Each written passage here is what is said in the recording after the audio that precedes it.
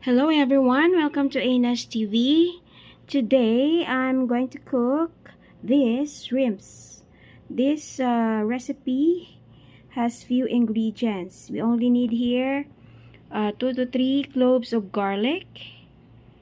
We also need onion, medium sized.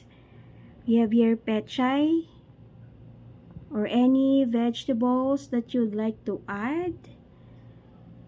And of course, the main ingredient here is this shrimps. This is already seasoned with salt and ground black pepper.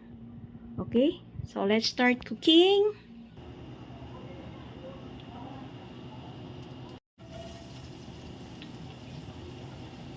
Ayan, lagay lang natin ang bawang. Ayan, that's the first thing we're going to do. Put a bit of,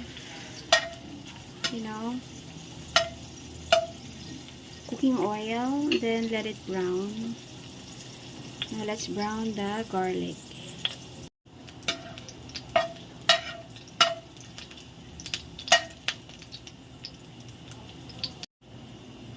Now let's put the onion.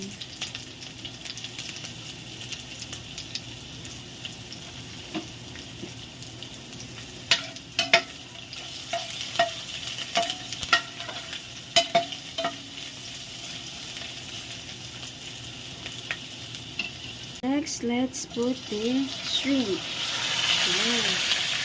Wow, nice.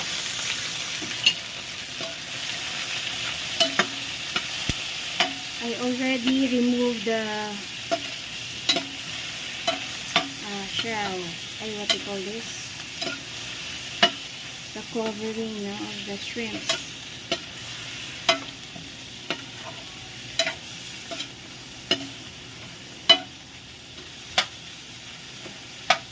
We're not going to overcook this or else magiging matigas siya. Okay? Putting the gulay here. Ayan.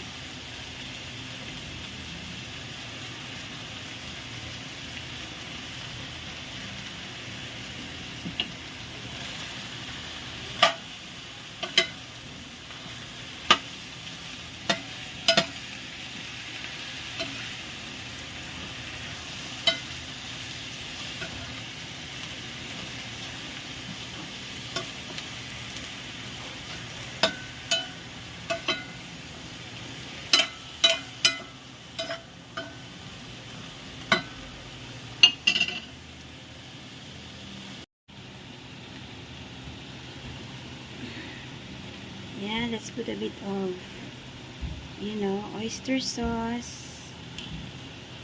Just a bit of soy sauce. Then a bit of water. Okay.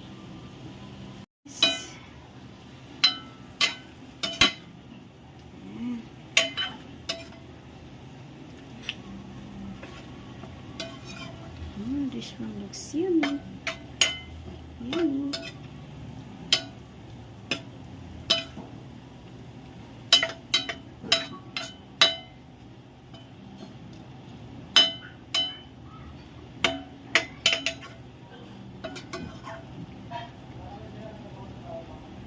Alright.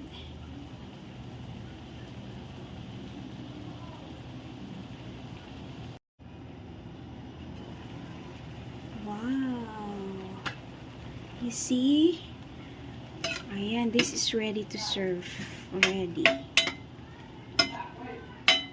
This is ready to serve.